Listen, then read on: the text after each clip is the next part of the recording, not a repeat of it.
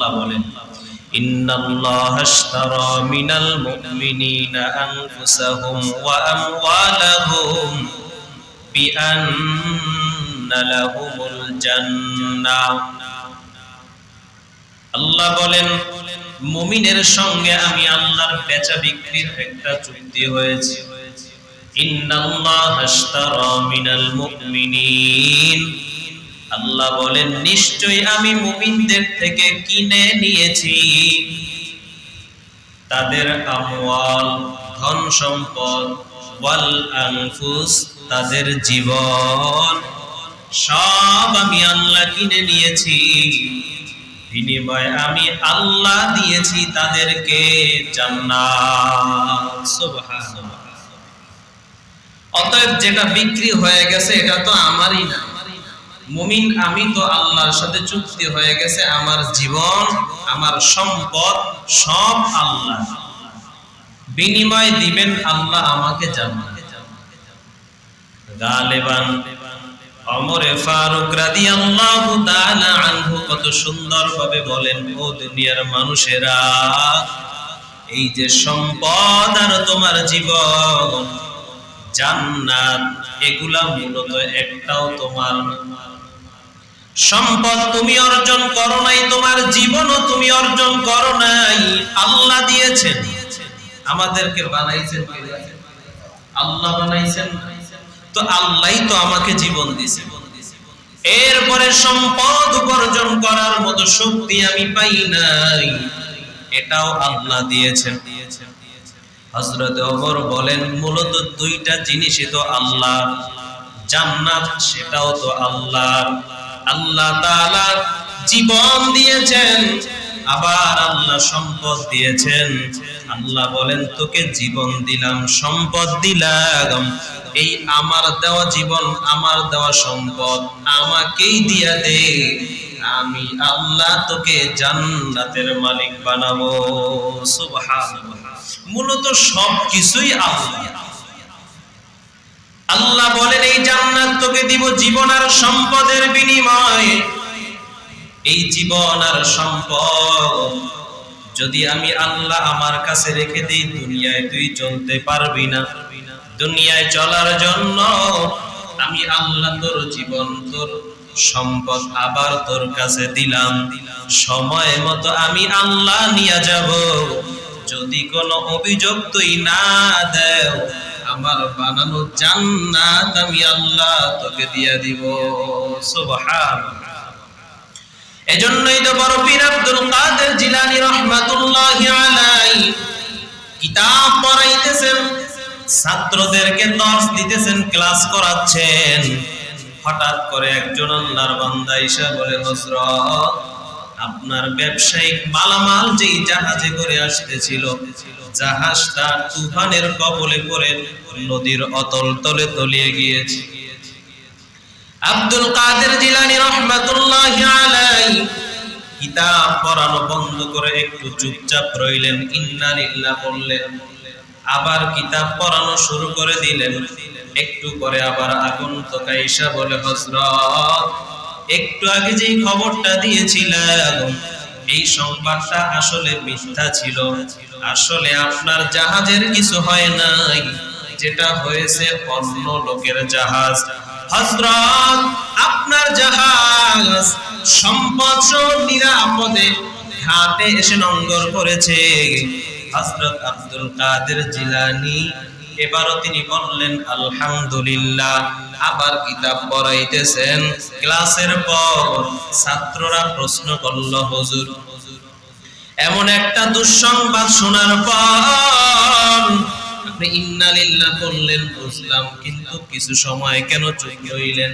আবার পড়াইলেন, আবার সুসংবাদ পাওয়ার পরে আপনি আলহামদুলিল্লাহ বললেন, কিন্তু আপনার চেহারার মধ্যে কোনো চিন্তার ছাপ দেখলাম না, ব্যাপার কি? হুজুর ডাক দিয়া বলে, আমি আল্লাহর ফয়সালার উপরে রাজি হইয়া ইন্না লিল্লাহ করেছি। এরপরে চুপ থাইকা আমি আমার নফসের সাথে কম্পেয়ার করেছিলাম, নিজেকে নিজে প্রশ্ন করতেছিলাম, হেরে আব্দুল কাদের, এই সম্পদ ডুবে যাওয়ার কারণে তোমার মধ্যে কোনো পেরেশানি আসছে কিনা? নিজেকে নিজেকে বলতেছিলাম চুপচাপ থাইকা যে কোনো পেরেশানি আসলো কিনা, যে আমার এত সম্পদের লস হয়ে গেল, কিন্তু আমার ভেতর থেকে আমাকে সাক্ষ্য দেয় আল্লাহর মাল আল্লাহ নিয়ে যাবেন, এতে আমার আপত্তি করার মতো কোনো কিছু নাই। আল্লাহ বলেন এই সম্পদ দিয়া পরীক্ষা করব, সম্পদের ঘাটতি দিয়া পরীক্ষা করব। যদি তুমি ধৈর্য ধারণ করো, আমি আল্লাহর থেকে অভিযোগ তুমি উঠায় নাও, তাহলেই তুমি পাও। যদি আমি আল্লাহর উপরে অভিযোগ করে দাও, তুমি ফেল। আল্লাহ বলেন 4 নাম্বার পরীক্ষা ওয়াল আনফুস, আমি আল্লাহ তোমার জীবন দিয়া পরীক্ষা করব, তোমার অঙ্গ প্রত্যঙ্গ দিয়া পরীক্ষা করব। আমি আল্লাহ তোমাকে ভালোবাসা একটা হাত দিলাম, 2টা হাত দিলাম, 2টা পা দিলাম, চক্ষু দিলাম। আমি আল্লাহ তোমাকে সুন্দর করে বানাইলাম। হঠাৎ কোন এক অ্যাক্সিডেন্টের কবলে পইরা তোমার একটা অঙ্গ কর্তন হয়ে গেল, একটা হাত কাটা গেল, অথবা একটা পা কাটা গেল, অথবা কোন রোগের কবলে পইরা তোমার দৃষ্টি শক্তি নষ্ট হয়ে গেল, একটা চোখ হয়তো তোমার নষ্ট হয়ে গেল। এই তোমার জীবনের ক্ষতি, তোমার জীবনের উপরে যে ঝড়-ঝাপটা শুরু হলো, এই ব্যাপারে তুমি শুকর আদায় করো, ধৈর্য ধারণ করো, নাকি আমি আল্লাহর উপরে অভিযোগ করো? যদি তুমি ধৈর্য ধারণ করে মেনে নাও, আমি আল্লাহ তোমাকে দিব পুরস্কার। যদি তুমি আমি আল্লাহর উপরে অভিযোগ করো, আমি আল্লাহর পরীক্ষায় তুমি ফেল। আল্লাহর নবী হাদিসের মধ্যে বলেন, কোন বান্দার যদি দুনিয়ায় চলার পথে অ্যাক্সিডেন্ট করে, অথবা কোন রোগ ব্যাধিতে কোন একটা অঙ্গ নষ্ট হয়ে যায়, একটা হাত নষ্ট হয়ে গেল, একটা পা নষ্ট হয়ে গেল, একটা চক্ষু নষ্ট হয়ে গেল, হয়তো তার জবানের বলার শক্তি হারিয়ে ফেললো, অথবা কানের শ্রবণ শক্তি নষ্ট। আল্লাহর নবী বলেন, এমন কোন একটা অঙ্গ যদি নষ্ট হয়ে যায়, বান্দা যদি ধৈর্য ধারণ করে, আল্লাহর নবী বলেন তার এই একটা অঙ্গের বিনিময়ে আল্লাহ তাআলা তাকে জান্নাত দিয়ে দিবে। সুবহানাল্লাহ। আল্লাহ বলেন তোমার জীবন দিয়া পরীক্ষা করব। 1 নাম্বার ব্যাখ্যা, তোমার জীবনের উপরে মুসিবত দিয়া পরীক্ষা করব। 2 নাম্বার, তোমার সন্তান সন্ততি দিয়া পরীক্ষা করব।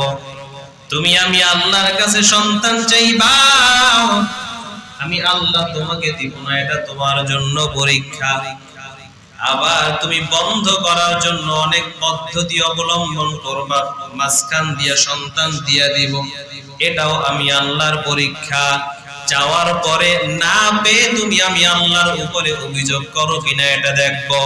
না চাইলেও আমি আল্লাহ দিয়েছি, এটার উপরেও তুমি অভিযোগ করো না, কেন করো কিনা এটা দেখবো। অথবা আমি আল্লাহ সন্তান দিয়েছি, এই সন্তান কিছুদিন পর আবার আমি আল্লাহ নিয়ে যাব, তুমি এটার উপরে ধৈর্য ধারণ করবা। যদি তুমি ধৈর্য ধারণ করো তো তুমি পরীক্ষায় পাস, আর যদি আমি আল্লাহর উপরে কোনো অভিযোগ করো বান্দা, তুমি আমি আল্লাহর পরীক্ষায় ফেল। অভিযোগ করা যাবে না। সন্তান মন চাইলে দিব, মন চাইলে দিব না, মন চাইলে দিয়া আবার নিয়ে যাবে, সব আমি আল্লাহর হাওয়ালা করতে হবে, আমি আল্লাহর উপরে তোমাকে ছেড়ে দিতে হবে।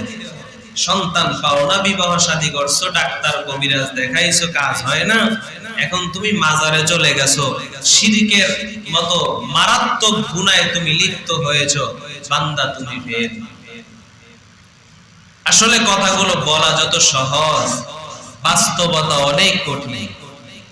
যে বিবাহ শাদী করার পরে 5 বছর 10 বছর হয়ে গেল, একটা সন্তান হয় না, তার ভেতরের অবস্থাটা যে কত কঠিন হয়। অথবা সন্তান দুনিয়াতে দিয়েছেন আল্লাহ, দেওয়ার পরে যদি মারা যায়, ভেতরে যে কি পরিমাণ কষ্ট অনুভব হয় এটা মুখে বলা সহজ, কিন্তু বাস্তবতার সম্মুখীন হলে এটার মোকাবেলা করা খুব কঠিন ব্যাপার, বড় কষ্টের বিষয় এটা। আল্লাহ বলেন কষ্ট হলেও পরীক্ষা করব, এটাই বাস্তব। যদি তুমি পাস করো তো যদি তুমি এই পরীক্ষায় যদি ধৈর্য ধারণ করো, আমি আল্লাহর ফয়সালাকে মেনে নাও তো তুমি পাস। যদি আমি আল্লাহর বিরুদ্ধে অভিযোগ করো তুমি ফেল। আর ফেল করলে তো যে ফেল করে তার জন্য জান্নাত বরাদ্দ হবে না, পুরস্কারও হবে। পয়গম্বরের সাহাবা যুদ্ধের ময়দানে চলে গেছেন, যুদ্ধ থেকে বাড়িতে আসছেন, আসার পর স্ত্রীকে বলে আমার সন্তানেরা কই, ওদেরকে দেখি না। বলে সন্তানের খবর পরে নাও, অনেক দূর সফর করে আসছো, আগে নাস্তা করে নাও, খাবারটা খেয়ে নাও, সন্তানেরা ঘুমায়। আল্লাহর বান্দা সাহাবা খানা খাইলেন, খানা খাওয়ার পর এবারে স্ত্রী স্বামীর সঙ্গে খুশ গল্প করলেন। এরপরে এক পর্যায়ে বিবি ডাক দিয়া বলে, ও স্বামী আমার, আপনার কাছে যদি কেউ কোনো আমানত রাখে, কোনো জিনিস রাখে, এই জিনিসটা আমানতের বস্তুটা যদি আবার সে নিয়ে যায়, আপনি কি কষ্ট পাবেন? আপনার কি খারাপ লাগবে নাকি? বলে না না, খারাপ লাগার তো কথা না। যার সম্পদ, যার আমানত সে নিয়ে যাইতেই পারে, নিয়েই তো যাবে, দিয়া দিলেই তো বাঁচলাম। আমানত রক্ষা করা তো অনেক কঠিন কাজ। এবার বিবি ডাক দিয়া বলে, স্বামী আমার ভালো করে বুঝে বলেন। স্বামী বলে, ভালো করে তো বুঝে বললাম, আর কি বুঝবো? আমানত দিয়েছেন, সময় মতো আমানত নিয়ে যাবেন, এটাই তো বাস্তবতা। দিয়া দিলেই তো আমি বেঁচে গেলাম। এবার বিবি ডাক দিয়া বলে, ও স্বামী আমার, আপনাকে আল্লাহ দুইটা সন্তান দিয়েছেন আমানত, এই দুইটা সন্তান সেই আমানত আল্লাহ আবার নিয়ে গেছে। স্বামী তো হতভম্ব হয়ে গেছে, বলে কি, চুপ হয়ে গেছে, চোখের পানি পড়ে যায়। স্ত্রী ডাক দিয়া বলে, কাঁদেন কেন? আমানত আল্লাহ দিয়েছেন, আমানত আবার নিয়ে গেছেন, কষ্ট পাওয়ার কি আছে? আপনি তো বললেন কষ্ট পাওয়ার কথা না। স্বামী ডাক দিয়া বলে, বিবি আমার, সব আমানত তো আর এক না। সন্তান হারানো কষ্ট কোনো মা বাবা সহ্য করতে পারে না। স্বামী ডাক দিয়া বলে, বিবি আমার, আমি তো পুরুষ মানুষ, আমি সংবাদ শুই না সহ্য করতে পারি নাই, কিন্তু তুমি তো মা, তুমি তো মা। বাবা সন্তানের অনেক কিছু সহ্য করতে পারে, কিন্তু মা তো পারে না। তুমি কেমন করে সহ্য করলা? বিবি ডাক দিয়া বলে, স্বামী আমার, আমি যদি পাগলামি করি তো আপনাকে সান্ত্বনা দিবে কে?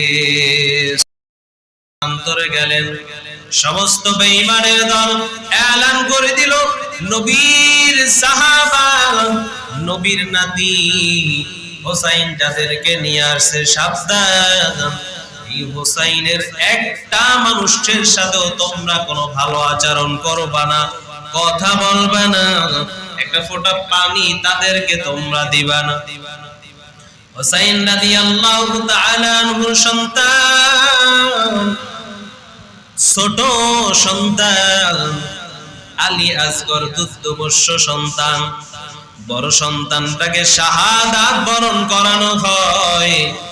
ছোট সন্তান আলী আসগর খাবার পায় না, পানির জন্য কান্নাকাটি করে, মায়ের স্তনেও দুধ নাই।